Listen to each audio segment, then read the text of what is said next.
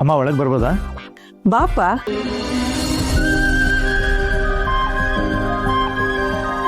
ನಿಮ್ಮ ಹತ್ರ ಒಂದು ವಿಷಯ ಮಾತಾಡ್ಬೇಕಿತ್ತು.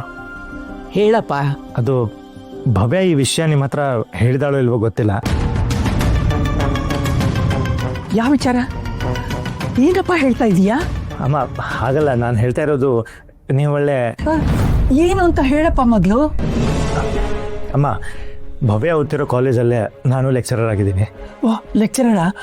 ನಮಸ್ಕಾರ. ನಮಸ್ಕಾರಮ್ಮ. ಭವ್ಯಾಗೂ ಒಂದೆರಡು ಕ್ಲಾಸ್ ತಗೋತಿರ್ತೀನಿ. ಈ ವಿಷಯ ನಿಮಗೆ ಭವ್ಯ ಹೇಳಿದಾಳೋ ಇಲ್ವೋ ಅಂತ ಕೇಳೋಕೆ ಬಂದೆ. ಯಾವ ವಿಚಾರ ಸರ್? ಅಮ್ಮ, ನೀವು ನನಗೆ ಏಕವಚನದಲ್ಲೇ ಕರೀರಿ. ನಮ್ಮ ಮನೆ ಅತ್ತೆ ನೀವು. ಸರಿಯಪ್ಪ.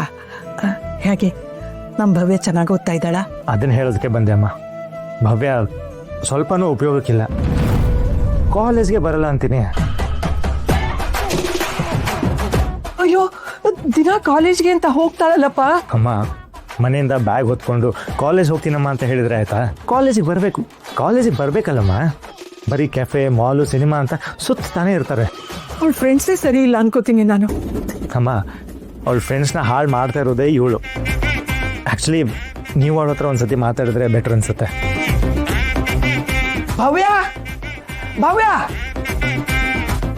ಹಾಮ. ಭವ್ಯ ಎಲ್ಲಿದೆಯಾ? ಬಾ ಬೇಗ.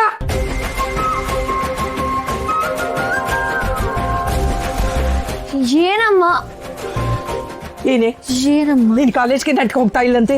ಏನು, ಯಾಕೆ ಹಿಂಗ್ ಮಾಡ್ತಾ ಇದೀಯಾ ನೀನು? ಹಗಲು ರಾತ್ರಿ ನಿಮ್ಮ ಅಕ್ಕ ನೋಡಿದ್ರೆ ಕಷ್ಟಪಟ್ಟು ಕಾಲೇಜಿಗೆ ಕಳಿಸ್ತಾ ಇದ್ದಾಳೆ. ಅಮ್ಮ, ಒಂದ್ ನಿಮಿಷ. ನೀನ್ ಮಾತಾಡ್ಬೇಡ, ನಾನು ಹೇಳೋದನ್ನ ಕೇಳಿಸ್ಕೊ ಈಗ.